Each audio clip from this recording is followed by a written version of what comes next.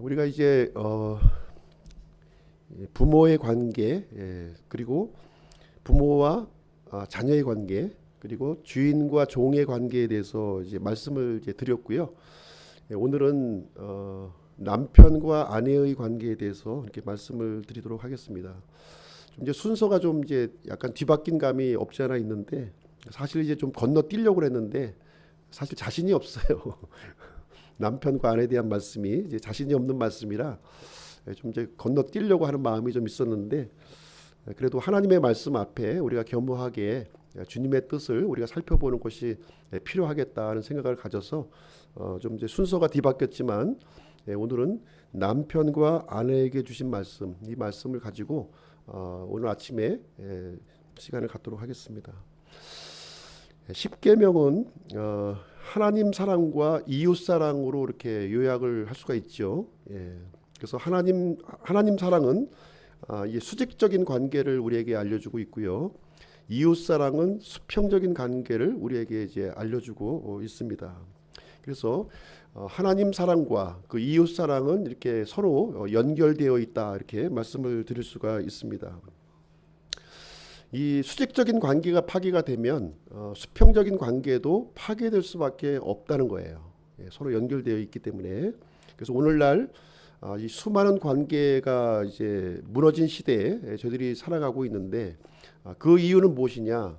이 하나님과의 수직적인 관계가 이제 파괴되었기 때문에 그러합니다. 그래서 우리는 이 세상을 살아가면서 누군가에게 상처를 주게 되고, 또 누군가로부터 상처를 받는 그런 삶을 살아가게 됩니다. 그래서 하나님께서는 이 땅에 이제 교회를 이제 이렇게 허락해 주셨는데요. 이 교회를 통해서 이 상처난 관계, 이 관계가 회복되기를 원하신다는 거예요. 회복되기를 원하신다, 이렇게 말씀해주고 있습니다. 에베소서 5장 17절 18절 말씀을 한번 보겠습니다. 5장 17절 18절 말씀을 보시게 되면, 그러므로 너희는 지혜 없는 자가 되지 말고 오직 주의 뜻이 무엇인지 이해하라. 술 취하지 말라. 거기에는 과도함이 있나니 오직 성령으로 충만하라. 이렇게 기록이 되어 있습니다. 이 말씀은 이제 그리스도인들에게 주시는 말씀이죠. 지혜 없는 자가 되지 말고, 구원받은 그리스도인들은 지혜 없는 자가 되면 안 됩니다. 오직 주의 뜻이 무엇인지 이해를 해야 합니다. 그래서 그 방법을 이제 알려주고 있는데요. 술 취하지 말라. 거기에는 과도함이 있나니 오직 성령으로 충만하라. 이렇게 우리에게 명령을 주고 계십니다. 술 취함과 성령의 충만함을 지금 비교해주고 있는데요. 이 술 취함은 이제 은유법이에요. 은유법. 이 성령의 충만함과 술 취함을 이제 이렇게 비교해서 이제 우리에게 알려주시고 있는 말씀이 이제 되겠습니다. 물론 술 취함도 물론 이제 포함이 되겠지만, 이 술의 이 특성을 우리에게 이제 설명을 해주고 있는 것이죠. 술이 이제 이렇게 충만해지면, 그 술 먹는 단계가 있다고 그러죠. 술 먹는 단계가 처음에는 이제 사람이 술을 먹고, 그 다음에는 술이 술을 먹고, 제일 마지막 단계는 뭔가요? 술이 사람을 먹는 그 단계로 이렇게 진행이 되는 거예요. 그래서 술이 이제 충만해지게 되면 술의 지배를 이제 받게 된다는 것을 이제 우리에게 알려주고 있습니다. 그래서 이 술은 세상과 육신을 이제 우리에게 이제 예표적으로 알려주고 있는 말씀이죠. 그래서 세상과 육신에 이렇게 충만해지게 되면 우리는 이렇게 구원받은 그리스도인이라 할지라도 이렇게 세상과 육신에 지배받는 삶을 살 수밖에 없다는 거예요. 그렇게 살지 말고 성령으로 충만하라는 거죠. 성령으로. 다시 말하자면 성령으로 충만해지게 되면 우리는 성령의 지배를 받는 그런 삶을 살게 된다는 것입니다. 그래서 우리 구원받은 그리스도인들은 세상의 원리와 흐름대로 살아가지 말고 하나님의 그 말씀의 지배를 받아서 이렇게 성령님의 인도를 받는 그런 삶을 살아야 될 것을 가르쳐 주고 있는 것입니다. 그렇게 되면 이제 결과적으로 이제 19절부터 21절까지 이제 말씀을 보시게 되면 성령 충만한 결과를 우리에게 알려주시고 있는 거예요. 어떤 일이 일어나냐면 19절 말씀에 보시게 되면 우리 마음 속에서 우리 이제 구원자 우리 그리스도를 높이고 노래하고 찬송하는 일이 이제 생겨난다는 겁니다. 그리고 20절 말씀도 보시면 하나님께 마음에서 이게 감사하는, 그러니까 하나님과의 관계가 회복이 되는 거죠. 하나님과의 관계가 아주 그냥 활성화되는 그런 모습을 우리에게 알려주고 있습니다. 그리고 이제 21절 말씀을 보시게 되면 하나님을 두려워하는 가운데 서로에게 복종하는 그 일이 이제 일어난다, 이렇게 얘기를 해주면서 쭉 이어지는 내용이 이제 어떤 내용이 이루어지냐면 남편과 아내의 관계가 이렇게 회복이 되어지고, 그리고 아버지와 부모와 자녀의 관계가 회복이 되어지고, 더 나아가서 주인과 종의 관계, 이 사회적인 관계가 회복되어져 간다는 것을 우리에게 알려주고 있습니다. 이 작은 이 일이 굉장히 이렇게 확산되어져 가는, 이 그리스도인, 성령 충만한 그리스도인들을 통해서 이렇게 가정이 변화가 되고, 또 이렇게 더 나아가서 이렇게 사회가 변화가 되고 교회가 변화되는 모습을 이렇게 그려주고 있는 거예요. 그래서 하나님께서는 모든 그리스도인들에게 이와 같은 일이 일어날 것을 우리에게 기대하고 있는 것입니다. 그래서 이 성령 충만이 모든 관계를 회복할 수 있는 그런 원동력이 된다는 거죠. 그래서 사람의 어떤 노력과 이런 어떤 그 인위적인 방법을 통해서 이렇게 회복이 되는 것이 아니라 하나님의 능력을 통해서 이런 관계가 회복된다고 하는 사실을 우리에게 알려주고 있습니다. 그래서 32절 말씀을 보시게 되면요, 이렇게 기록이 되어 있어요. 이것은 큰 신비니라. 그러나 내가 그리스도와 교회에 대하여 말하노라, 이렇게 얘기하면서 오늘 이제 남편과 아내의 관계를 지금 언급하면서 이 관계를 그리스도와 교회의 관계로 이렇게 확장해서 지금 이제 발전시키는 모습을 우리에게 볼 수가 있습니다. 큰 신비라고 이렇게 기록이 되어 있어요. 큰 신비.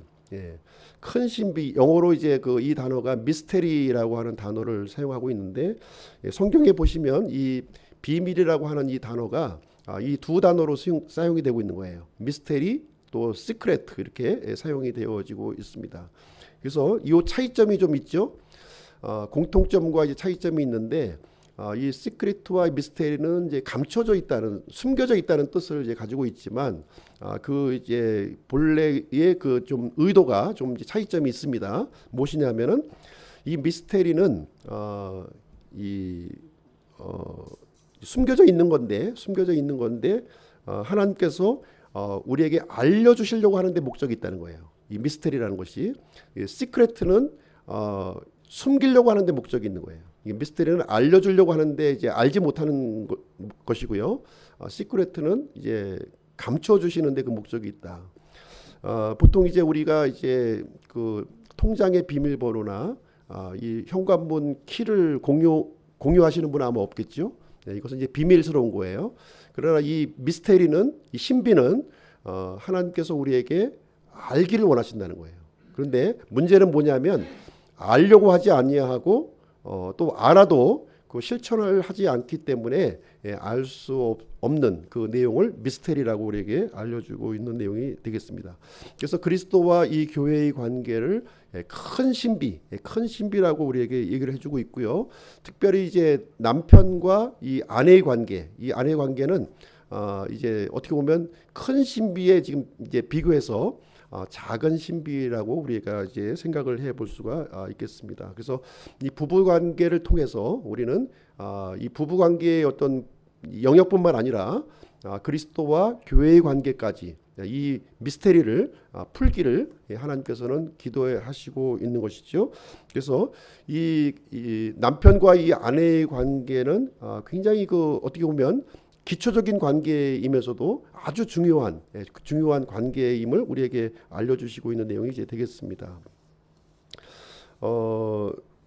21절 말씀 다시 한번 읽어보겠습니다. 21절을 보시게 되면 21절 하나님을 두려워하는 가운데 서로에게 복종하라. 그래서 이 모든 관계의 기초예요. 지금 이 21절 말씀이. 그래서 본래 우리 사람들은 하나님을 거역했던 존재였고요.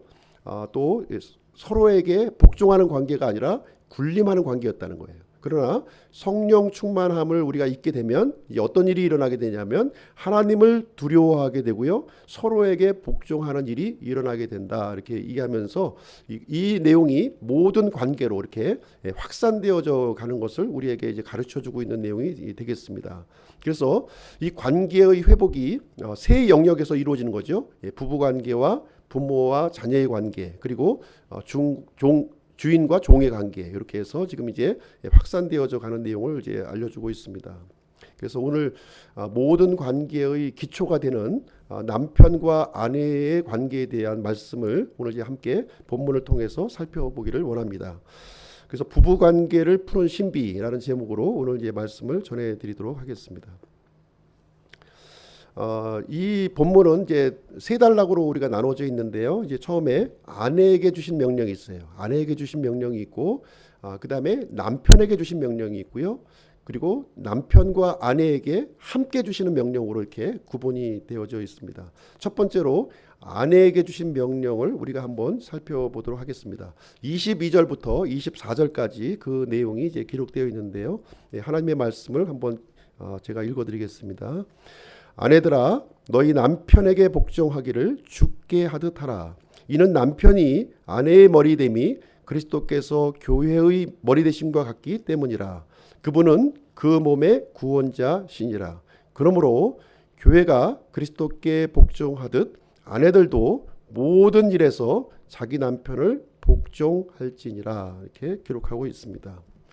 너희 남편에게 복종하기를 주께 하듯 하라. 이렇게 기록이 되어 있는데요. 이 말을 아마 이제 그 주변에 알고 있는 그 믿지 않는 친구들한테 한번 이 얘기를 하면은 어떻게 반응을 보일까요? 어떻게 어떻게 그런 얘기를 입에서 할 수 있냐, 이제 이렇게 아마 그 단박에 그 말이 나올 텐데요. 아마 좀 이상한 사람, 그 현대인이 아닌 이상한 사람 취급을 아마 받을 수가 있어요. 이 구절을 그대로 있는 그대로 얘기한다면, 아니 세상이 어떤 세상인데 그 남편한테 복종하고 사느냐고 아마 큰 소리를 아마 칠 것이라고 생각을 할 것이고요. 만약에 그렇게 산다면 당장 이혼하라고 아마 이 조언을 아마 해줄 것이라고 생각을 합니다. 이 구절의 그 포인트는 뭐냐면요, 죽게 하듯 하라는 거예요. 죽게, 남편에게 복종을 하는데 죽게 하듯 하라고 우리에게 이제 가르쳐주고 있는 말씀입니다. 그래서 불신자에게 주시는 말씀이 아니라 구원받은 그리스도인 아내에게 주시는 말씀이에요. 이 남편에게 복종을 하는데 이 죽게 하듯 하라고 우리에게 가르쳐주고 있습니다. 옆에 있는 남편을 그리스도를 보듯 하라는 거예요. 남편으로 보지 말라는 거죠. 그리스도로 이제 보라고 하는 말씀이 되겠습니다. 그래서 아내가 남편에게 순종해야 될 이유를 어디에서 찾냐면 그리스도에게서 찾으라는 거예요. 이 남편에게서 찾으려고 하면은 순종할 만한 이유를 단 한 가지도 찾을 수가 없는 것이지요. 그렇지 않습니까? 예, 우리 이제 여성분들이 많이 계신데 그렇잖아요. 순종할 이유가 어디 있어요? 더 능력이 뛰어나고 더 똑똑한데. 그러나 그 남편을 이 남편으로 보지 말고 그리스도로 볼 때 순종을 할 수 있다, 이렇게 말씀을 해주고 있습니다. 그래서 이어지는 23절 말씀을 보시게 되면, 이는 남편이 아내의 머리됨이 그리스도께서 교회의 머리 되심과 같기 때문이라. 그분은 그 몸의 구원자시니라. 이렇게 기록을 해주고 있습니다. 그래서 그리스도가 교회의 머리가 되신 것처럼 가정의 머리는 누구예요? 가정의 머리는 남편이다. 이 얘기를 지금 해주고 있는 말씀이 이제 되겠습니다. 아담과 이브 얘기로 이제 우리가 잠깐 돌아가 보시게 되면, 하나님께서 아담을 흙으로 이렇게 지어 주셨습니다. 그리고 여자는 아담의 갈비뼈로 이렇게 만들어 주셨죠. 예. 그래서 아담은 하나님께서 만들어 주신 이 여자를 보는 순간 이제 어떻게 반응을 보이냐면, 내 뼈 중에 뼈요 살 중에 살이라고 하는 그 고백을 하게 됩니다. 다시 말하자면 하나님께서 데려 주신 이 여자는 바로 같은 뼈, 아담의 같은 뼈와 같은 살로 이제 이루어졌다 하는 사실을 우리에게 알려주고 있습니다. 그래서 남자와 여자는 하나님께서 만드실 때 동등한 존재로 만들어 주신 거예요.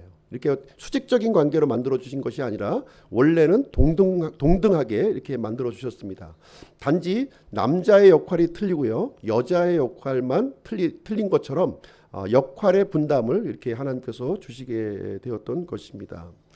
그리고 이제 남자가 먼저 만들어지고 여자가 나중에 만들어진 것은 이제 아담이 이브를 위해서 만들어진 것이 아니라 이브가 아담을 위해서 만들어졌다 하는 것을 우리에게 가르쳐주고 있는 거예요.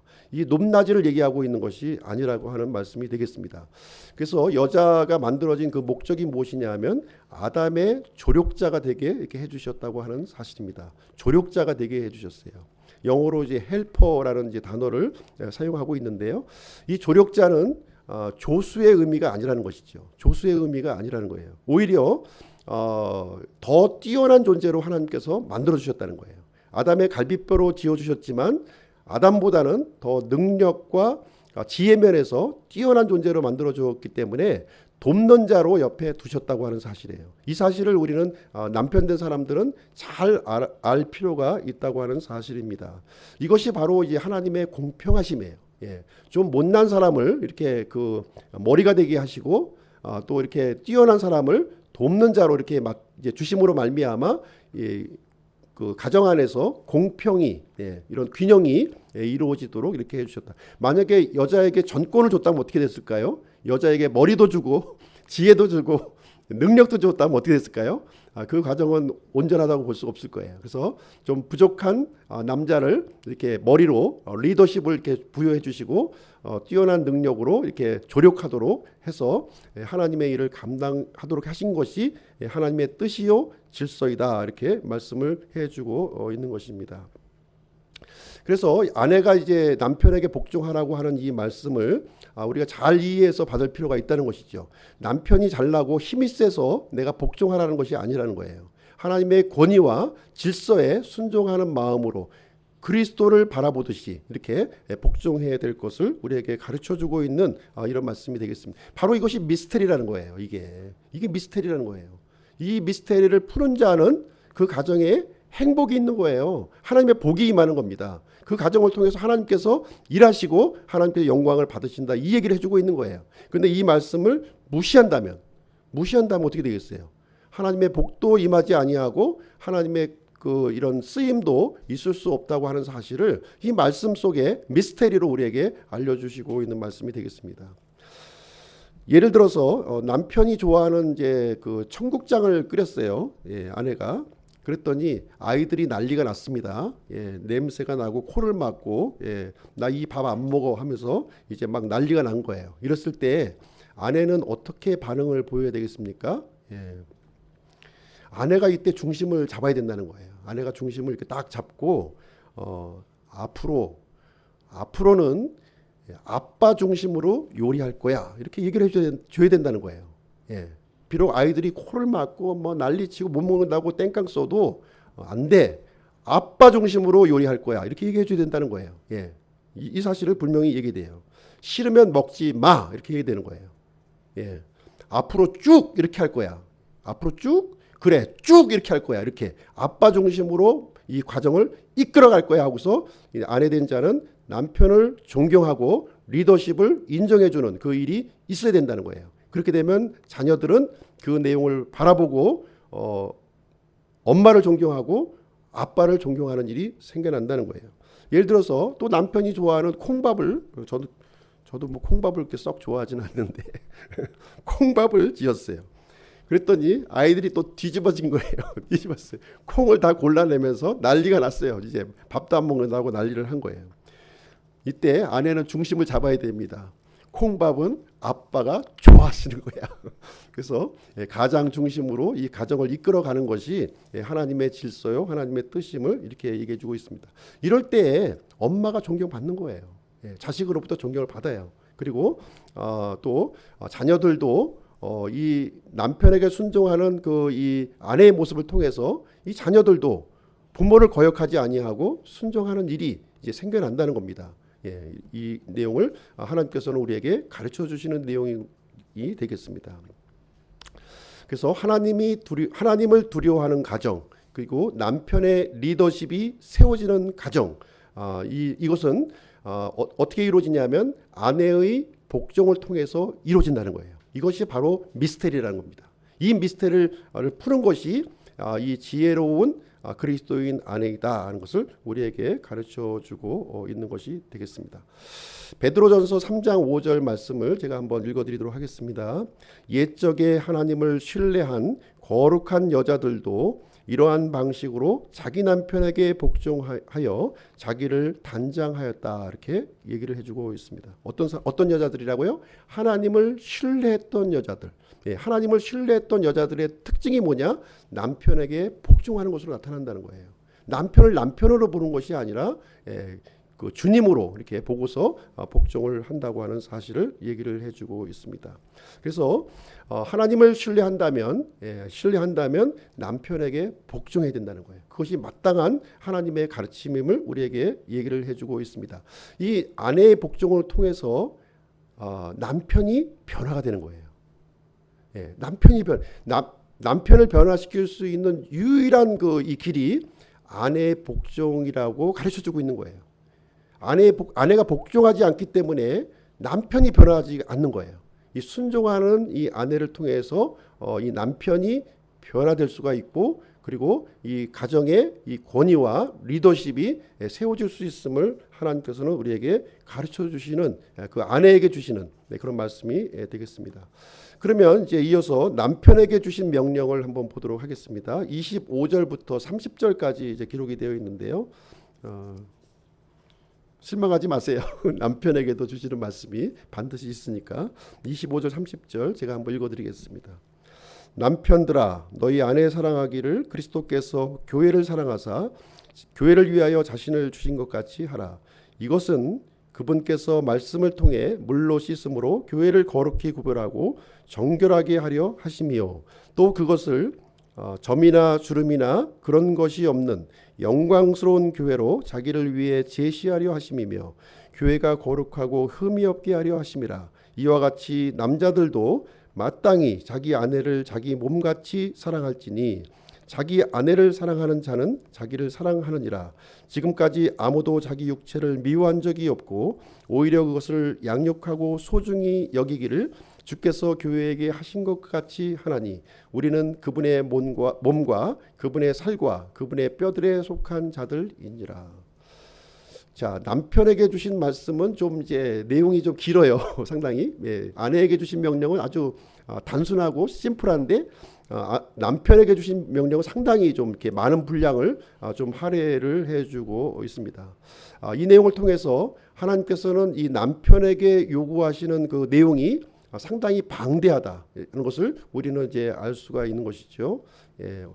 오히려 아내 역할 하기보다는 남편 역할 하는 것이 힘든 거예요. 상당히 힘듭니다. 힘들다고 하는 사실을 우리가 이제 알 수가 있습니다. 하나님께서는 이 그리스도인 남편들에게 무엇을 가르쳐주고 있냐면 지금 그리스도의 사랑을 우리에게 가르쳐주고 있다고 하는 사실이에요. 그리스도인의 사랑을 가르쳐주고 있습니다. 그래서 이 남편에게 주신 명령을 통해서 우리가 포인트로 발견할 것은 무엇이냐? 그리스도의 사랑이라는 거예요. 그리스도의 사랑이 포인트예요. 이 포인트가 굉장히 중요한 부분이 되겠습니다. 그래서 아내를 사랑하는데요. 아내를 사랑하는데 이 그리스도에게서 우리를 찾아야 된다는 거예요. 그리스도에게서 찾아야 된다 하는 것을 가르쳐주고 있습니다. 대부분 그 남편들이 아내를 사랑하죠. 한번 물어보면 아마 다 사랑한다고 얘기할 거예요. 저도 물어보면 사랑한다고 답변을 할 것입니다. 그러나 이 남편들의 이 사랑은요, 철저히 자기중심적인 사랑이라는 거예요. 이기적인 사랑이라고 하는 사실입니다. 저 자신을 이렇게 좀 살펴보아도 아내를 사랑한다고 말은 내가 표현하고 있지만 실상은 이기적인 사랑이에요. 좀 자기중심적인 그런 사랑이 밑바탕에 이제 깔려 있다고 하는 사실을 우리는 부인할 수가 없는 사실입니다. 결혼을 하신 분도 있고 이제 안 하신 분도 이제 계시겠지만 결혼하기 전에 남자가 했던 말은 대부분 거짓말이에요. 거짓말입니다.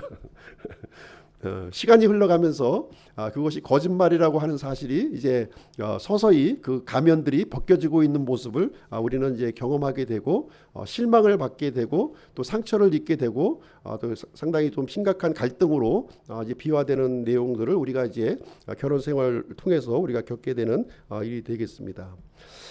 이 남편에게 진정한 그 이 사랑의 모델을 이제 보여주고 있는데요. 바로 그리스도의 사랑을 보여주고 있는 거예요. 그리스도의 사랑을 보여주고, 이 그리스도의 사랑으로 사랑하는 것이 진짜 사랑이라는 거예요. 이 그리스도가 개입되지 않은 사랑은 거짓 사랑이요 위선된 사랑이라고 하는 사실을 우리에게 가르쳐주고 있는 것이 되겠습니다.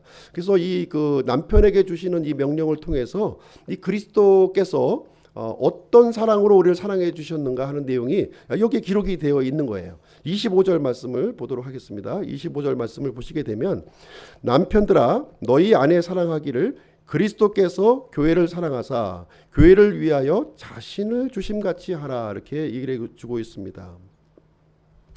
우리가 이제 아담과 이브의 얘기를 얘기를 안 할 수가 없죠. 지금 우리 이제 첫 부부였잖아요. 첫 부부였기 때문에 아담과 이브의 경우를 보았을 때, 이브가 선악과를 이렇게 딱 따먹을 때 아담은 과연 무엇을 했을까?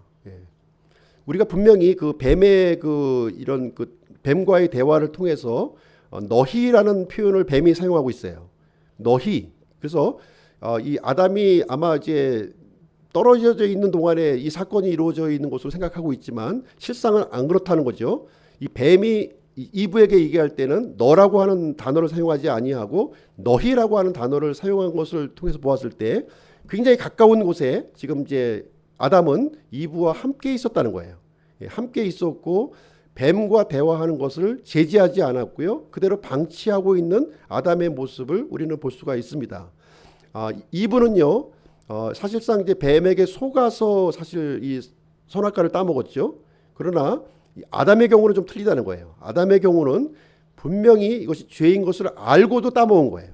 좀 틀립니다. 이브는 속아서 죄를 지은 것이고, 아담은 고의로 죄인 줄 알고서도 죄를 지었다 하는 것을 우리에게 알려주고 있는 것입니다. 그래서 같이 멸망의 길로 이제 부부가 함께 멸망의 길로 갔었던 첫 아담에 대한 이야기가 성경에 기록이 되어 있고요. 예수 그리스도는 이제 두 번째 아담으로 오신 거죠. 네, 마지막 아담으로 오셔서 이 아담의 실수를 이제 지금 아담의 잘못을 지금 이제 다시 회복하는 그 내용이 여기에 기록이 되어 있는 거예요. 이 두 번째 아담으로 오신 예수님은 지금 이제 교회를 사랑하셨다는 거예요. 교회를 사랑하셔서 어떤 일을 이제 진행해 주셨냐면 자신의 몸을 희생헌물로 내어 주셨다는 거예요. 자신의 몸을 희생헌물, 이제 이 아내의 그 죄를 위해서 자신의 몸을 희생헌물로 내어 주셨고 보배로운 피를 이렇게 흘려 주셨고, 그리고 이제 그 아내를 이제 신부로 지금 이제 받아들이셨다, 이렇게 우리에게 알려주고 있는 것입니다. 그래서 이 두 번째 아담으로 오신 예수 그리스도께서는 이 아내의 이 죄를 책임지는 사랑을 한 거예요. 이 첫 번째 아담은 어떻게 했나요? 이 이브의 죄에 대해서 하나님께서 주신 그 여자가 이 여자가 된 거예요. 이 여자.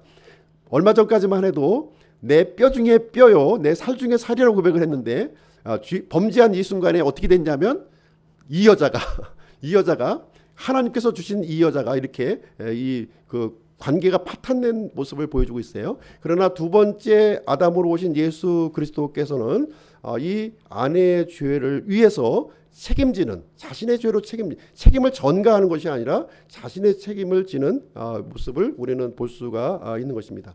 26절 말씀 보도록 하겠습니다. 26절. 이것은 그분께서 말씀을 통해 물로 씻음으로 교회를 거룩히 구별하고 정결하게 하려 하심이요. 예수님께서는 분명히 이제 속죄의 피를 흘려주셨고요. 그것으로 끝나지 않으셨다는 거예요. 그것을 끝나지 아니하시고 그 교회를 위해서 지금 말씀을 통해 물로 씻어주시고 또 거룩히 구별하고 정결케 해주셨다, 이렇게 여기에서 이제 가르쳐주고 있는 거예요. 그래서 이 교회를 이렇게 구별되게, 이 오염된 그런 것으로부터 구별된 삶을 살도록 해주시고 말씀을 통해서 정결하게 해주셨다고 하는 말씀이 되겠습니다. 바로 이 사랑이라는 거예요. 이 사랑을 보여주신 거예요. 그냥 나는 너를 속죄했어, 이것으로 끝난 거야 아니라는 거예요. 지속적으로 이 아내를 어떻게 보면은 이렇게 빚어주는 역할을 예수 그리스도께서 교회를 위해서 담당하셨다는 거예요. 그래서 남편 된 자들은 이와 같은 그리스도의 사랑을 본받기를 원하시는 거예요. 그래서 나의 그 아내로 맞이한 이 아내를 그냥 아내가 되었다는 것으로 이제 끝나면 안 된다는 거죠. 예, 아내가 되기 전에는 온갖 그 프로포즈와 또 뭐 사탕 발림과 이 또 감언이설을 다 했는데 결혼하고 나서부터는 이제 완전히 이제 그 새로운 사람이 된 거죠. 예, 다른 사람이 돼가지고 더 이상 관심도 갖지 아니하고 더 이상 뭐 사실 이제 사탕 발림의 말도 상당히 좋아하는 것 같은데 그런 말을 안 하게 되는 거죠. 그렇죠? 그러나 예수 그리스도께서는 신부로 맞이하셨을 뿐만 아니라 지속적으로 이렇게 정결케 하는 그런 모습을 우리는 보게 됩니다. 다듬어주는 모습을 보게 돼요. 그래서 남편들도 그와 같은 지속적인 그런 관심과 애정을 보여줄. 사실 이제 이런 얘기를 하려면 사실 제가 좀 이제 설명하기가 좀 어려워요. 어려운 입장이지만 이래야 된다는 거예요. 이 모습을 모델로 우리에게 보여주셨고 남편들은 여기에 이 모습을 순종할 것을 우리에게 가르쳐주고 있는 것입니다. 27절 말씀을 보시게 되면 세 번째로 그리스도는 교회를 어떻게 사랑하셨는가, 이제 그 내용이 이제 기록되어 있습니다. 또 그것을 점이나 주름이나 그런 것이 없는 영광스러운 교회로 자기를 위해 제시하려 하심이며 교회가 거룩하고 흠이 없게 하려 하심이라. 그래서 예수님께서는 교회를 어떻게 하셨어요? 이렇게 속죄의 피를 흘려주셨고 또 이렇게 지속적인 관심과 애정을 보여주셨을 뿐만 아니라 이 교회를 영광스러운 교회가 되게 해주셨다는 거예요. 그렇죠? 네, 영광스럽게 해주는 거예요. 그러니까 이 남편들도 이 아내를 대할 때 어떻게 돼야 돼요? 영광스러운 아내로 우리가 받들어야 된다는 거예요. 예수 그리스도께서 교회를 영광스럽게 했던 것처럼 나의 아내, 나의 신부를 영광스러운 모습으로 이렇게 받쳐줘야 된다는 거예요. 이것을 이제 우리에게 가르쳐주고 있는 내용이 되겠습니다. 그래서 남편은 아내를 최고의 위치, 진짜 최고의 VIP로 대접을 하라는 거예요. VIP. 그랬을 때 이제 그리스도의 사랑을 우리가 이제 따르는 그런 위치가 됩니다. 그래서 이 남편에게 이 그리스도의 사랑이 사실 이제 부어지기를 원하고요. 이 사랑을 통해서 이제 아래된 자들을 보살피고 가꾸어주고 그 잘못된 것들을 이렇게 내가 책임져주는, 또 아내를 가장 소중하고 가장 고귀한 자로 이렇게 삼아주는 그러한 일을 해야 될 것을 남편 된 자들에게 명령으로 주신 말씀이 되겠습니다. 그래서 이제 아내를 소중하게 대해야 되는 건데요. 아내를 하녀 취급하면 남편은 하녀의 남편이 되는 것이고 또 아내를 여왕으로 이렇게 취급하시면 이제 왕은 어떻게 되는 거예요? 자동적으로 신분 상승이 된다는 거예요. 이 얘기를 성경은 우리에게 가르쳐주고 있는 내용이 이제 되겠습니다. 모든 그리스도인 남편은 이 말씀을 듣고 반성을 해야 될 줄로 생각을 합니다. 저부터 이제 반성을 하고요. 이것을 통해서 이제 아내가 변화가 된다는 거예요. 이것을 통해서 아내가 다른 것을 변화가 되는 것이 아니에요. 이 사랑, 그리스도의 사랑만이 아내를 변화시킬 수 있음을 미스테리로 주신 말씀이에요. 미스테리입니다. 이 미스테리를 푸는 자에게 복이 임하는 겁니다. 하나님의 복이 임하는 것이고요. 하나님께서 영광을 받으신다는 것을 가르쳐주고 있습니다. 그래서 남편의 이 그리스도의 사랑 사실 이제 쉽지 않은 건데요. 먼저 이 그리스도의 사랑을 내가 이제 실천하기 위해서는 일단 나의 무력함을 먼저 인정하는 게 필요한 것 같아요. 내 사랑으로 뭔가 해봐야지. 안 된다는 거예요. 이거는 한계가 있고요. 또 지쳐버리게 됩니다. 금방. 나의 무력함, 나는 할 수 없다 하는 사실을 얘기하고 하나님 앞에 솔직하게 나는 진짜 이기적이었고 자기중심적으로 살아갈 수밖에 없는 이런 존재였다는 것을 인정하고 나의 무력함을 우리가 인정을 해야 된다고 하는 사실입니다. 그 다음에 무력함이 인정한 다음에는 예수 그리스도의 이 그 사랑, 이 놀라운 사랑이 내 마음속에 부어질 수 있도록 이것을 기도하고 충만하게 채우는 일이 이제 필요할 줄로 생각을 합니다. 그리고 이제 세 번째는 이 아내를 자기 몸같이 생각을 하는 거예요. 진짜 내 몸으로 생각을 해야 된다는 거예요. 실질적으로 그러하기도 하고요. 실질적으로 한 육체가 될 것을 얘기해 주고 있어요. 28절 말씀 한번 보겠습니다. 28절. 이와 같이 남자들도 마땅히 자기 아내를 자기 몸같이 사랑할지니 자기 아내를 사랑하는 자는 자기를 사랑하느니라. 인색할 필요가 없다는 거죠. 아내 사랑하는 것을 절대로 인색할 필요가 없다. 자존심을 내가 구긴다고 생각할 필요가 없다는 것이죠. 아내를 사랑하는 것이 곧 나를 사랑하는 것이다. 이렇게 분명하게 알려주고 있다고 하는 사실입니다. 아내가 겪고 있는 아픔이 나의 아픔이요. 아내가 또 이렇게 느끼고 있는 즐거움이 나의 즐거움으로 받아들이는 것이 이제 필요하다고 하는 사실입니다. 그래서 내 몸으로 여기는 것이 이제 필요하고요. 내 몸으로 여길 때 진짜 사랑이 나온다는 거예요. 이 그리스도의 사랑이 나를 통해서 이렇게 흘러 나갈 수 있다는 것을 가르쳐 주고 있습니다. 그래서 이 그리스도의 사랑을 이렇게 우리가 표현하는 것은 이 감정적인 사랑이 아니라는 거예요. 감정적인 사랑이 절대로 아닙니다. 감정적인 사랑은 쉽게 우리는 무너질 수가 있고요, 약화될 수가 있어요. 그리스도의 이 사랑은 의지적인 사랑을 얘기해주고 있는 거예요. 비록 아내가 나이가 들어가고 이렇게 나에게 좀 이렇게 불편한 일을 행할지라도 나는 그리스도의 사랑으로 사랑하겠노라 하는 이 결단과 선택이 필요하다는 거예요. 이 그리스도의 사랑은 감정적인 사랑이 아닙니다. 그렇다고 해서 감정을 완전히 배제하라는 것은 아니고요. 이 의지적인 부분이 더 강조가 되어야 된다는 거예요. 나의 어떤 이 사랑을 하겠다고 하는 그리스도의 사랑을 내가 흘려보내겠다고 하는 그 의지와 결단이 굉장히 중요하다 이렇게 얘기를 해주고 있습니다. 그래서 이게 남편에게 주신 명령의 미스테리예요. 이 미스테리를 풀면 이렇게 하나님께서 이 기대하시는 모든 좋은 것들이 주어집니다. 그런데 거부하면 어떻게 될까요? 거부하면 뭐 그대로 살아야지 못하겠어요. 생긴 대로 살아야지. 그렇게 살아야 되는 거예요. 그러나 우리가 성령으로 충만하라고 그랬잖아요. 우리가 세상의 이런 원리와 이런 어떤 상처와 이런 것들을 이게 극복하려면, 뛰어넘으려면 이게 필요하다는 거예요. 이 미스테리를 풀어야만 아내 된 자들에게도 이것이 필요한 것이고요, 남편 된 자들에게도 필요하다는 것을 얘기를 해주고 있습니다. 그러면서 이제 두 사람에게, 남편과 아내에게 공통된 또 말씀을 해주시게 되는데 31절부터 33절까지 그 내용을 이제 가르쳐주고 있는 내용이 되겠습니다. 31절부터 33절 제가 읽어드리겠습니다. 이런 까닭에 남자가 자기 아버지와 어머니를 떠나 자기 아내와 결합하여 그들 둘이 한 육체가 될지니라.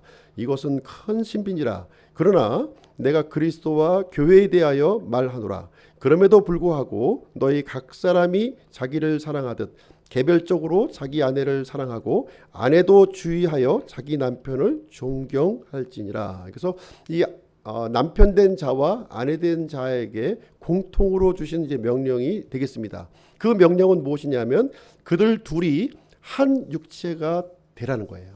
그들 두 사람이 한 육체가 되라, 이제 이 얘기를 해주고 있습니다.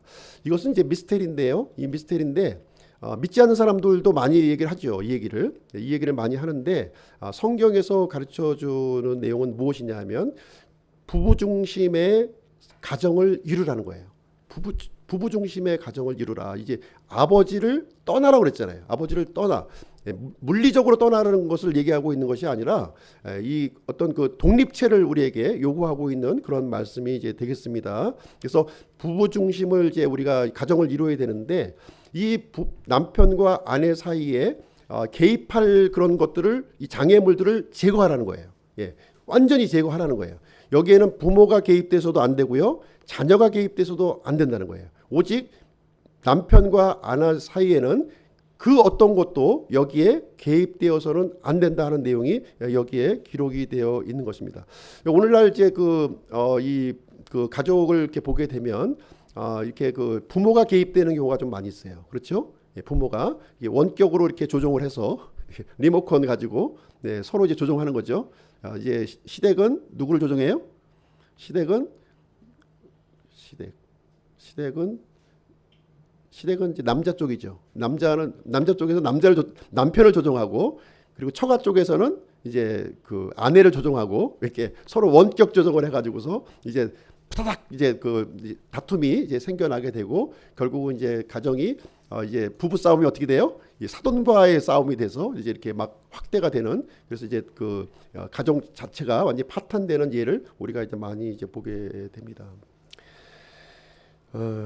참 이제 이것이 있으면 안 된다는 거예요. 부모가 절대로 개입해서는 안 된다는 것을 우리에게 가르쳐주고 있는 말씀이 되겠고요. 특별히 이제 또 그 호르몬이 밑에서 자라난 이 외아들의 경우가 굉장히 심각한 거예요. 호르몬이 아들에서 이제 자라난 이 외아들이 이제 어느 날 결혼을 한 거예요. 결혼을 했는데 이제 너무 애지중지 키웠잖아요. 너무 애지중지 키웠는데 이놈이라면 안 되지. 얘가 너무 행복하게 사는 거야. 아니 그동안 키워준 공로도 모르고 너무 행복하게 지네들끼리 너무 행복하게 사는 거야. 그래서 하루는 이제 그 어머니가 두 사람을 이제 불러다가 이제 하루는 얘기를 한 겁니다. 뭐라고 얘기를 했냐면, 너희 둘 이제 잘 들어라. 이 애미냐 네 아내냐 지금 선택 좀 해라. 네 애미야 네 아내야 선택해, 이렇게 욕을 한 거예요. 자기 아들한테. 그렇게 했을 때 이 아들은 어떤 태도를 가져야 되겠습니까? 엄마를 택하면 이제 참 이 후환이 들어오지는 거죠. 예. 그리고 또 아내를 택하게 되면 또 어머니하고의 사이가 완전히 또 이렇게 갈라지게 되는 일이 생겨나게 되는 것입니다. 그래서 우리 이제 그리스도인 그 아들은 과연 어떻게 여기에 대해서 답변을 해야 될 것인가? 이랬을 때에는 이렇게 하라는 거죠. 지금 하나님의 가르침대로 하라는 거예요. 이 부부는 한 육체인 것을 분명하게 밝혀주셨고 한 육체가 되라고 했기 때문에 이 아들은 아내의 손을 이렇게 붙잡고, 우리 두 사람은 한 몸이기 때문에 우리 두 사람이 힘을 합쳐서 부모님을 사랑하고 공경하겠습니다. 이렇게 얘기하면 되는 거예요. 선택의 문제가 아니라는 것이죠. 부모도 마땅히 주 안에서 공경을 해야 될 일이고, 또 당연히 남편과 아내도 한 육체가 되어야 함을 가르쳐주고 있는 거예요. 그래서 그 부부가 같이 한 육체로서 부모를 섬기면 되는 문제라고 하는 사실이 되겠습니다. 그리고 이제 이 부부 사이에도 자녀가 개입이 되면 안 된다는 거예요. 자녀. 요즘에는 이제 그 대부분의 가정들이 이 자녀 중심으로 지금 이제 가정이 이렇게 진행이 되고 있어요. 그래서 아이가 낳는 순간부터 이 집의 시스템이 바뀌어집니다. 집의 시스템이 아이 중심으로 완전히 다 바뀌어져요. 모든 이 가구 배치며 그런 모든 이 가정의 생활의 모든 그 패턴들이 아이 중심으로 이루어진다는. 성경의 가르침은 분명히 이 남편과 아내 사이에 이 자녀가 개입되어서는 안 될 것을 분명하게 가르쳐주고 있는 것입니다. 이 부모가 자녀를 사랑하는 것은 뭐예요? 본능이에요. 본능입니다. 그러나 남편과 아내가 이게 한 육체가 되는 건 뭐예요? 이건 본능이 아니라 이건 사명이에요. 사명. 그러니까 우리가 그 본능보다 사명을 더 이렇게 우선시해야 된다는 것이죠. 우리의 그 하나님의 사명보다 이 본능을 우선시했을 때에는 이 가정은 행복할 수가 없다는 거예요. 하나님의 복이 임할 수도 없고 하나님의 질서가 그 안에 이렇게 자리 잡을 수 없다는 것을 얘기를 해주고 있습니다. 그래서 부부 중심의 이 가정을 우리가 이루어야 된다는 겁니다. 여기에는 부모가 개입돼서도 안 되는 것이고요. 또 부모도 존중을 해줘야 되는 거예요. 충분히 존중을 해주고 너희들은 한 육체이므로 너희들이 힘을 합쳐서 같이 부모를 공경해 줄 것을 요구하면 되는 거예요. 더 잘할 겁니다. 이렇게 하게 되면. 그리고 이 자녀도 분명히 부부가 중심이라고 하는 사실을 가르쳐 줘야 돼요. 그래야만 이 자녀들은 부모의 권위를 인정하고 순종하는 그런 것을 이제 몸으로 배우는 일이 이제 진행하게 됩니다. 33절 말씀 한번 보실게요. 33절 말씀을 보시게 되면 그럼에도 불구하고 너희 각 사람이 자기를 사랑하듯 개별적으로 자기 아내를 사랑하고 아내도 주의하여 자기 남편을 존경할지니라. 마지막 결론의 말씀을 여기서 주고 있는데요. 개별적으로라고 하는 그 단어를 한번 주의해서 보시기 바랍니다. 그래서 하나님께서는 한 남편과 한 아내를 우리에게 주셨다는 거예요. 한 아내와 한 남편을 주셨습니다. 이것은 하나님께서 정해주신 그 질서의 말씀이고요. 이 하나님의 이 말씀 가르침을 개별적으로 받아들이라는 거예요. 개별적으로. 그러니까 이 남편에게 주신 말씀을 이제 아내가 적용하면 안 되는 것이고요. 아내에게 주신 말씀을 남편에게 적용하면 안 되는 거예요.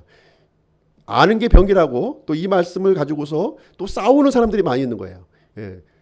본인의 역할은 본인의 본분을 수행하지 않으면서 상대방이 이렇게 하지 않은 것을 가지고 공격하는 그런 빌미로 삼는 경우가 있다는 것이죠. 이것은 개별적으로 주신 말씀이에요. 상대방이 하나님의 말씀을 순종하든 순종하지 아니하든 간에 나에게 주신 말씀으로 우리가 받아야 돼. 개별적으로 주신 말씀이에요. 개별적으로.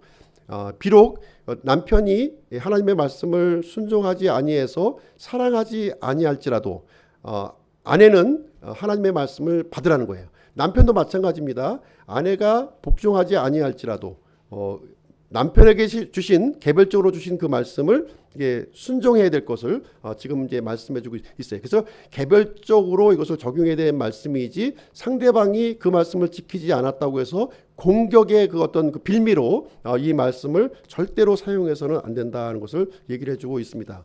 하나님께서 이렇게 남편과 아내를 주신 이 근본적인 목적이 어디에 있느냐? 이제 말라기 2장 15절 말씀에 보시면 이렇게 기록이 되어 있습니다.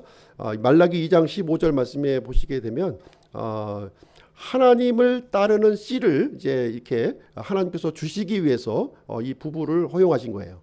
이 부부에게는 이제 물론 이 성적인 영역도 있습니다. 성적인 영역이 있지만 그것만 있는 것이 아니에요. 더 그 이 넓은 범위를 하나님께서는 우리에게 가르쳐 주고 있는 것입니다. 거룩한 씨를 이렇게 또 생산하고 다산하고 번성하는 일을 해야 될 것이고요. 이 가정의 이런 그 비밀을 통해서 우리가 이제 그리스도를 이제 발견해야 되는 거죠. 아내도 그리스도를 발견해야 되는 것이고 남편도 그리스도를 발견해야 되는 거예요. 그래서 그리스도와 교회의 관계에 이런 큰 신비를 이 가정을 통해서 우리가 배워야 될 것을 가르쳐주고 있는 것입니다. 그래서 굉장히 어려운 문제예요. 이것은 굉장히 어려운 문제입니다. 그래서 이것은 함께 기도하고 또 하나님 앞에 무릎 꿇고 지혜를 구해야 될 그런 일이 되겠습니다. 그래서 자칫 잘못하면 이렇게 이 육체적으로 흘러갈 수가 있는 거예요. 이 마귀가 이 틈을 공격할 수가 있게 되고요. 이런 본능에 대한 부분이 굉장히 더 강조가 될 수가 있다는 사실이죠. 그래서 이 본능보다는 하나님께서 우리에게 부여해 주신 이 사명에 더 초점을 맞추어서 이 부부 생활의 기초를 든든하게 세워놓게 되면 이어지는 우리 이제 부모와 이 자녀의 관계 그리고 주인과 종의 관계도 같은 맥락에서 이 미스테리가 풀려진다는 거예요. 그래서 하나님께서는 이 그리스도인, 이 성령 충만한 그리스도인들을 통해서 이렇게 이 세상, 이 하나님의 뜻과 완전히 이렇게 어그러져 있는 이 세상이 변화되고 이렇게 이 완전히 바뀌어지기를 원하는 거예요.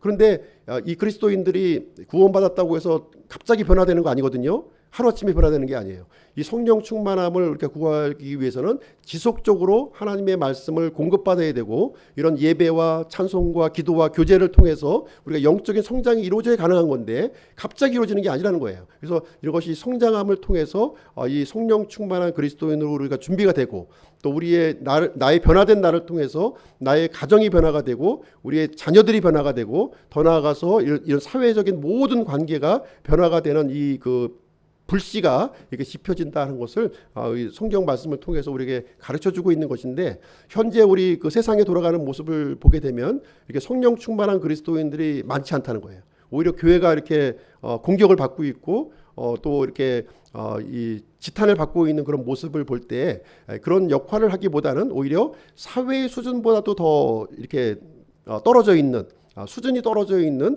교회의 모습을 우리는 생각을 해보게 됩니다. 그래서 우리는 이 말씀을 통해서 원래의 자리로 우리가 돌아갈 필요가 있는 것 같아요. 원래의 자리로 이렇게 돌아가서 이런 그 본능에 이끌리는 삶을 사는 것이 아니라 이 사명, 하나님께서 부여해 주신 이 사명을 수행하는 그런 그 사명자로서의 우리는 삶을 살아야 될 줄로 생각을 합니다. 그래서 오늘은 이제 남편과 아내에게 주시는 그 말씀을 함께 드려보았고 저 자신에게도 이렇게 적용해야 될 말씀이라고 생각을 합니다. 그래서 모든 관계의 기초가 되는 말씀이고 이것을 통해서 그리스도와의 교회 관계, 이 큰 신비를 이렇게 우리가 깨닫기를 원합니다. 왜냐하면 우리 모두 구원받은 그리스도인들은 우리의 신분이 예수 그리스도의 신부라는 거예요. 우리가 남편과 아내가 힘을 합쳐서 가정을 세우듯이 우리 그리스도인과 우리의 구주 되신 예수 그리스도와 함께 하나님의 교회를 함께 세워나가는 복된 존재가 되었다. 이 사실을 우리에게 가르쳐 주고 있는 것입니다. 그래서 우리는 그리스도와의 관계, 이 그리스도의 비밀을 우리가 이제 또 알고 또 회복해야 될 줄로 생각을 합니다. 그래서 우리가 이제 하나님께 이렇게 영광 돌리는 복된 지체가 되기를 간절히 바랍니다. 결론을 이제 내리도록 하겠습니다. 가정은 하나님께서 디자인하신 거예요. 하나님께서 처음에 가정을 하나님께서 만드신 거예요. 그럼 이 가정을 가정되게 하기 위해서는 어떻게 되느냐? 사람의 머리로 아무리 애써봐야 소용이 없다는 거예요. 하나님의 말씀으로 돌아가야 되는 것이고요. 하나님의 가르침으로 돌아갈 때만이 하나님께서 디자인해 주신 그 가정으로 돌아갈 수 있음을 우리에게 예정을 해주고 있습니다.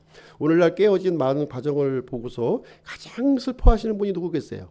가정을 만드신 하나님이 가장 지금 슬퍼하고 애달파하고 있는 모습을 우리는 보게 됩니다. 그래서 이 사명을 이제는 교회에게 맡겨주신 거예요. 교회에게 맡겨주셨기 때문에 이 사명을 교회가 감당해 주기를 하나님께서는 간절히 지금 원하고 있고요. 그러한 사람들을 이제 부르고 계시다 이렇게 볼 수가 있겠습니다. 그래서 하나님께서 원하시는 바른 가정, 바른 교회를 이렇게 세우시는 일에 이렇게 노력해 주시길 바라고요. 예수 그리스도와의 참된 관계를 통해서 축복의 통로가 되시는 우리 기쁨 침례교회 성도님들이 되시기를 주님의 이름으로 축원드립니다. 기도하고 마치도록 하겠습니다.